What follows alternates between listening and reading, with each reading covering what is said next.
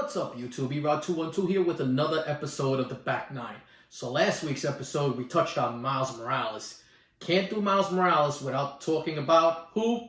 That's right, Spider Gwen. Before we start this episode, I just want to give a big shout out to Ben from CBSI for putting up an amazing site. If you have not checked out that site, link is in the description. Go check it out. Always great content on there. Also, a big shout out to my man Phil Lee from Vintage Comics and Toys for setting up the Back Nine. So let's start off with this. Phil writes, there have been a lot of Spider-Gwen speculation talk since the last Spider-Man movie. Talk such as Emma Stone reprising her role as Gwen Stacy has made many wondering if she would be playing Spider-Gwen from another universe. It does not hurt either that it is confirmed that she will be back in the next Miles Morales movie with Haley Steinfeld voicing her again.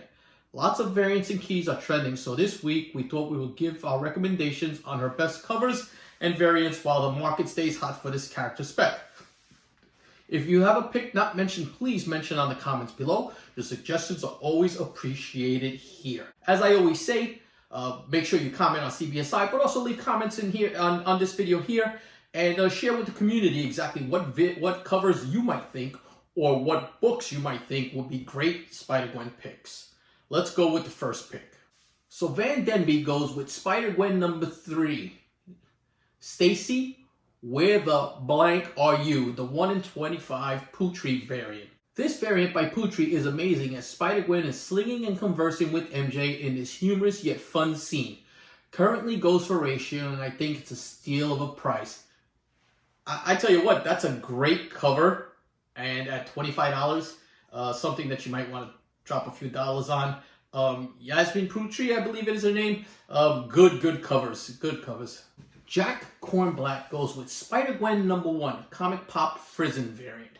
I honestly don't really like this cover all that much, but it checks so many boxes, laugh out loud. Jenny Frizen, first issue of a solo series, and also a negative space cover. I like the cover, actually.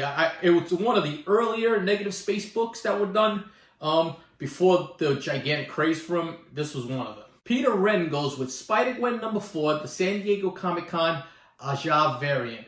I do love this David Aja cover. The colors pop so much, and this one is one of the David Aja's most desired covers and goes ghost once in a while. This also has the first appearance of the Black Cat from E65. So there you go. Universe 65. I never saw that Black Cat. I really didn't read this at that point. I had picked up the first few issues of Spider-Gwen. I enjoyed it. I liked it more as Edge of Spider-Verse, but with collecting so much stuff, sometimes you don't buy it or read everything. I'm gonna have to probably go back and reread this story arc, you know, because it seems interesting. Now Josiah Ocampo goes with Spider-Gwen Annual number 1, the OM comic block variant. I'm going to go with Spider-Gwen Annual 2016 Saya OM variant. Overall, great cover, plus the first concept of Spider-Gwen.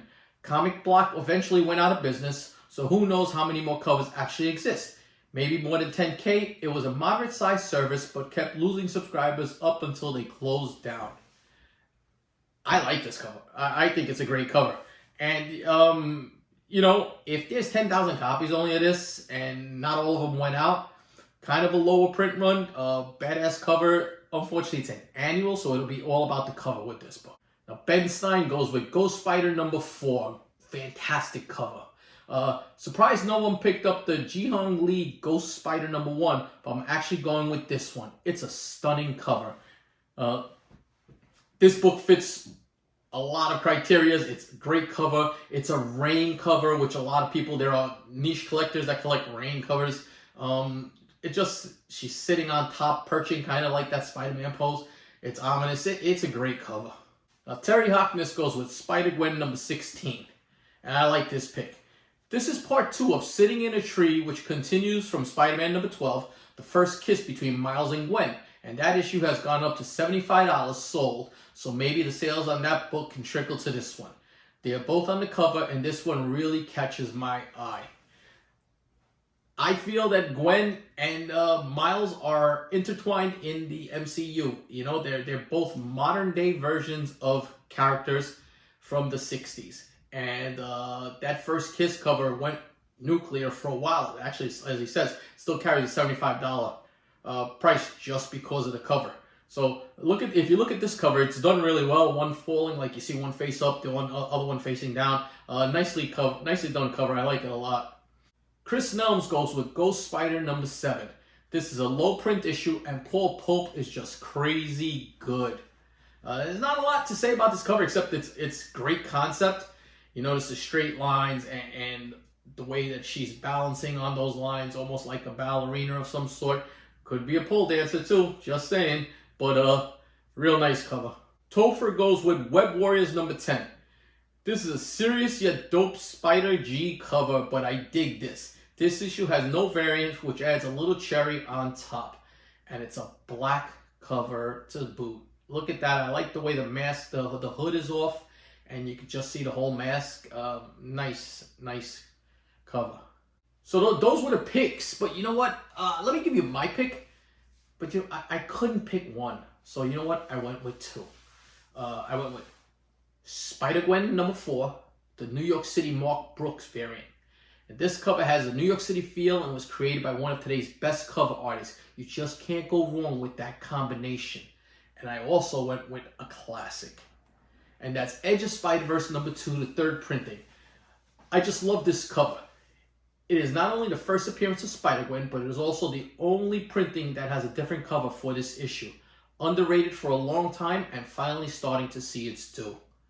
Like I said, I love that cover.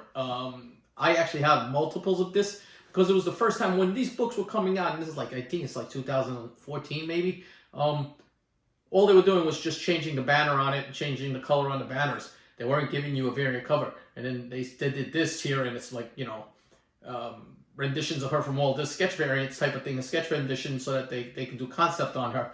And I liked it a lot. It's the only one out of all the printings that is different. So something to look at. So those are the picks. Let me know what you guys think in the comments.